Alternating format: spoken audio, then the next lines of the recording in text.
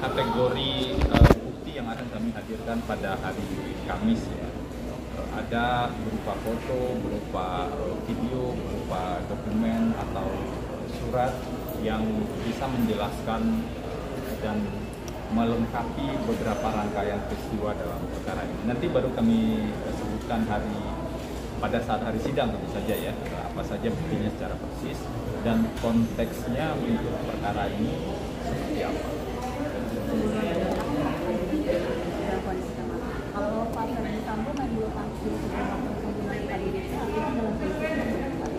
enggak, saya kira gini penjelasannya ya, itu kan main bulu tangkis itu agenda yang memang sudah terjadwal. Jadi memang sudah dijadwalkan bahwa setiap hari tertentu di jam tertentu Pak FS itu main bulu tangkis, dan itu sudah ada janji-janjinya diatur oleh SSB-nya.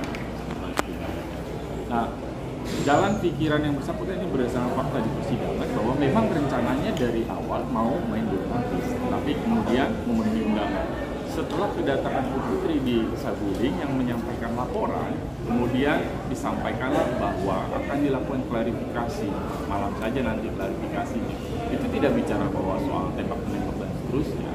Pada Bu Putri hanya disampaikan diskusi bahwa nanti kita klarifikasi ke Joshua pada malam hari, sehingga agenda yang sudah terjadwal harusnya masih tetap bisa dilaksanakan. Tapi kemudian dipanggil mengkonfirmasi juga ke Ricky sebelumnya, kemudian ke Richard bahwa memang mau dilakukan konfirmasi, dan kalau ada keadaan yang sifatnya perlawanan maka diminta backup dari Ricky yang waktu itu tidak menyetujui, baru kemudian dipanggil Richard menyetujui.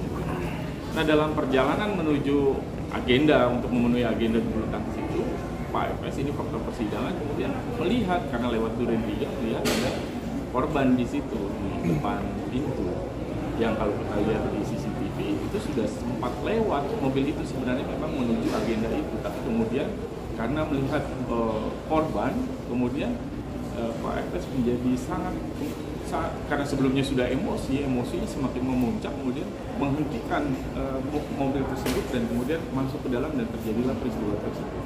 Jadi yang harus dilihat adalah bukan berarti bahwa pergi main bulu tangkis itu dalam keadaan tenang, bukan itu, karena itu sudah agenda yang terjadwal.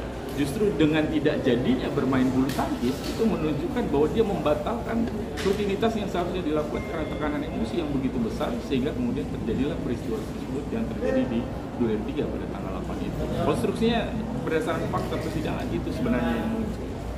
Dan yang paling penting saya kira kalau kita bicara tentang alat bukti, tentang kondisi tidak dalam keadaan tenang atau kondisi emosional intens tersebut, itu tidak hanya didukung oleh satu alat bukti saja, tapi kondisi tidak tenang, kondisi emosional yang sangat intens tersebut didukung oleh dua alat bukti yang muncul di proses persidangan.